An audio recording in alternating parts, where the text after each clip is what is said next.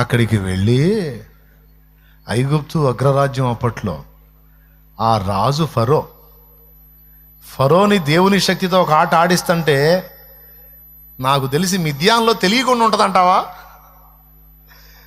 ఫరో గడగడలాడుతున్నాడు, ఫరోకి రోజు ముచ్చెమటలు పడుతున్నాయి, వాడి పని తుడుచుకోవటమే అయింది. ఎవర్రా? మోషే. ఏది ఇత్రో వాళ్ళ అల్లుడు ఆ గొర్రెలు కాసుకుంటా ఏదో శూన్యంలో చూసుకుంటా పోయే అతనికి అంత సీనా? అంత సీన్ ఏంది, ఇంకా అంత సీన్ అయినా వచ్చిందిరా. చివరికి ఆ ప్రజలందరినీ బయటికి తీసుకొస్తే లక్షల మంది కాల్బలం.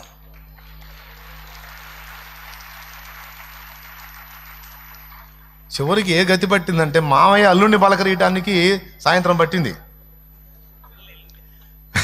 పొద్దున పోతే సాయంత్రం దాకా పట్టింది అల్లుడిని పలకరీయటానికి. ఈ గుంపులేందిరా, ఏందిరా వాడు మా అల్లుడు రా అని పోయినా సరే బానిస్తారా?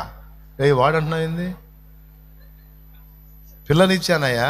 పిల్లనిస్తే మా మోషన్ వాడు వీడు అంటున్నావు ఏంది? వీడెవడ పట్టుకొని పక్క తీసుకెళ్ళాడు. సిప్పోరా మా అమ్మాయిరా నాయనా, ఆమె భర్త మోషే. సిప్పోరా తండ్రి గారా మీరు? ఏమనుకోవద్దు రండి. మోషే గారు మావగారా? అయ్యా మావాడు ఎప్పుడు శూన్యంలో చూస్తే గొర్రెలకు పోవటం తప్ప రూపాయి సంపాదించడం తెలియదు, కాస్త తెలివిగా కూడా ఉన్నట్టు కనపడలేదు. ఇంత గొప్ప మేధావి ఎప్పుడయ్యాడయ్యా? మీ ముందు పిచ్చోళ్ళ కనపడ్డదే మీ పిచ్చితనం. మొదటి నుంచి ఆయన మేధావే, మొదటి నుంచి ఆయన విశ్వాస వీరుడే, మొదటి నుంచి ప్రార్థనా యోధుడే, మొదటి నుంచి దేవుని ప్రజలను బంధ విముక్తుల్ని చేయాలని రోషము కలిగిన వాడే, మొదటి నుంచి దేవుణ్ణే కేంద్రంగా చేసుకున్నాడు. కానీ మరి దేనిని కూడా లక్ష్య పెట్టని వాడు. వెండి బంగారాలు, ధన కనక వస్తు వాహనాలు, సింహాసనాలు ఇవన్నీ నా ప్రభుతో సాటి వస్తాయా? సుప్రీం నా దేవుడు ఆయన చాలు నాకు. హల్లెలూయా. ఏమర్థమయ్యాడు మోషే వాళ్ళకి? ఈరోజు బిడ్డ నువ్వు అర్థం కాకపోవచ్చు, కొంతమందికి అర్థమయ్యనాడు నోళ్ళు ఎల్లబెడతారు. నాయన అమ్మ కలత చెందొద్దు. విశ్వాసం ఎంత గొప్పదో చూడండి, ఎంత సుదీర్ఘ నిరీక్షణ. నా దేవుడు దర్శించిన దాకా ఓపిక పడతా, నా దేవుడు నా ఎడల జోక్యం చేసుకున్న దాకా నిరీక్షిస్తా. ఎంతకాలం కూర్చోబెడతాడో కూర్చుంటా, ఎంతకాలం నిందల పాలు చేస్తాడో అనుభవిస్తా, ఎంతకాలం శ్రమ కొలిమిలో ఉంచుతాడో ఆయన చిత్తం. నిరీక్షిస్తా, ఎదురు చూస్తా.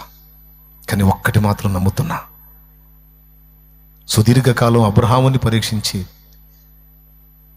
ఒక దశలో దర్శించాడు, సుదీర్ఘకాలం మోషేని పరీక్షించి ఒక దశలో దర్శించాడు, సుదీర్ఘకాలం ఏబును పరీక్షించి ఒక దశలో దర్శించాడు. అయితే తన కొరకు ఎదురు చూసిన భక్తుల్ని దాటిపోలేదు నా దేవుడు. ఆయన కోసం ఎదురు చూస్తున్న నన్ను కూడా దాటిపోడో. ఆయన నా దాకా వచ్చిన దాకా ఎదురు చూస్తా, ఆయన నా కోసం కదిలిన దాకా ఎదురు చూస్తా. నేను మాత్రం నా ప్రభు మీద విశ్వాసం కోల్పోను, సమస్తము పోయి ఆయన వదిలిపెట్టను.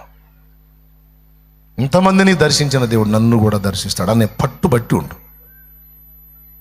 నా దేవుడు సిగ్గుపరిచే దేవుడు కాదు, తన కోసం ఎదురు చూసేవారిని దాటిపోయేవాడు కాదు. దావీదు కుమారుడు నన్ను దాటిపోకంటే ఆగాడా లేదా? బాగు చేశాడా లేదా? దాటిపోడు.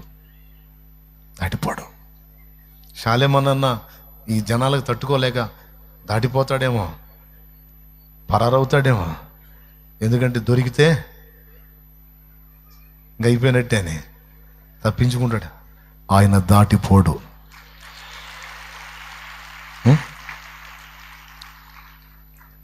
చివరిలో ఒక్క మాట,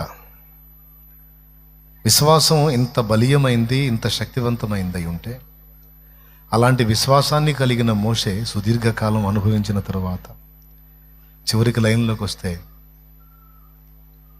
అంత ధన్యత దొరికింది మోషేకి. ఎంత సిగ్గుపడుంటాడు ఇత్రో, ఎంత సిగ్గుపడుంటారు మిద్యానోళ్ళు, ఎంత సిగ్గుపడుంటుంది సిపోరా.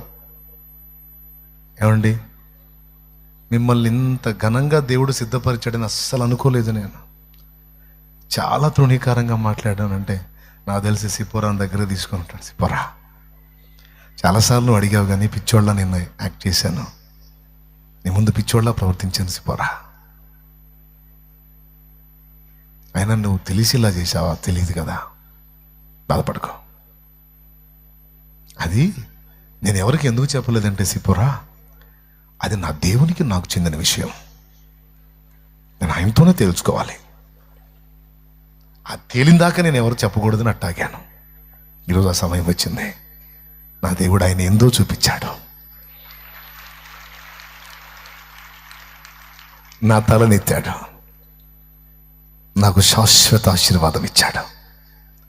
ఇన్నాళ్ళ నా నిరీక్షణ, నా ఎదురు చూపు ఫలించింది. అదిగో నా ప్రజలు బంధ విముక్తులయ్యారు. ఈ ప్రజల కోసమే ఆ గొర్రె మందను చూసినప్పుడు అలా ప్రజలే నా కళ్ళ ముందున్నారు. అందుకే మంచి వస్త్రం కట్టుకోలేకపోయాను, నిలవరమైన నివాసం ఏర్పాటు చేసుకోలేకపోయాను, కడుపు నిండా తినలేకపోయాను, కంటి నిండా నిద్రపోలేకపోయాను. సిపోరా, ఈరోజు నా నిరీక్షణ ఫలించింది, నా ఆశ తీరింది. నా దేవుడు నాకు తోడై ఉండి భూరాజులని గడగడ వణికించి నా ప్రజల్ని బయటికి తెచ్చాడు. చూడు సిపోరా, ఇది నా జనాంగం, ఇది నా దేవుని ప్రజ.